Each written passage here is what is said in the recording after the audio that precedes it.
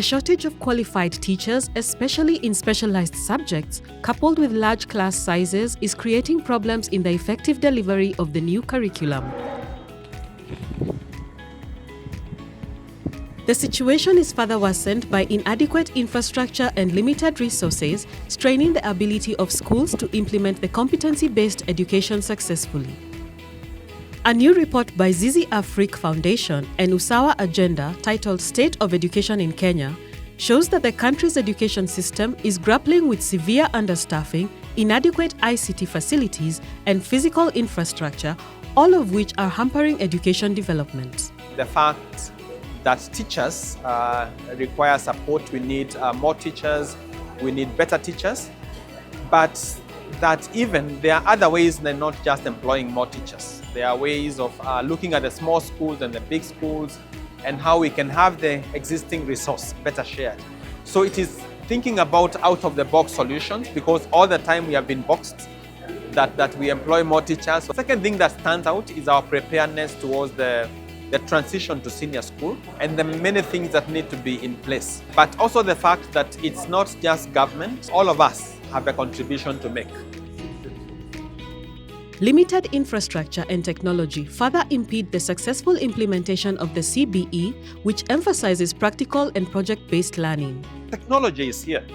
So we have opportunity here in thinking about the future of making training digital. It's possible, for instance, to have Friday afternoon as a training day for all the teachers in the country for upgrading and upskilling.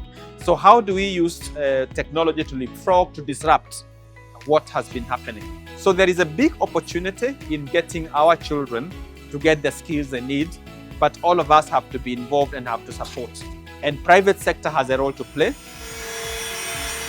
Additionally, the report notes the outdated infrastructure in TVET institutions, calling for industry collaboration to improve equipment. Based on the findings that we presented here, we feel that there is need for a comprehensive framework from government in which all the other actors can be able to participate in supporting the education sector. The private sector can play a vital role in the country's education system by contributing to infrastructure development, providing resources, and fostering innovation. We're looking to the ministry and the government in general, creating a framework that acknowledges that the private sector has a critical role to play and therefore provides the incentives for them to be able to play that role. And also to create room for private sector to lead some of the transformation that is necessary right now. Because there's a lot of transformation that is needed. Government investment is limited to a certain margin, and even government leadership itself is limited to a certain margin.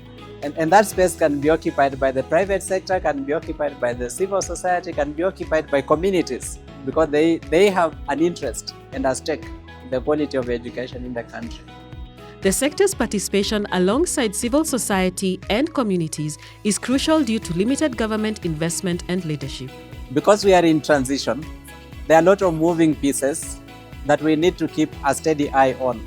Because when pieces are moving, it is very easy for something to move in the wrong direction. And that is where we are right now. So it's important that we keep focused, because if one piece moves ahead of the others and the others lag behind, the entire system may not function optimally.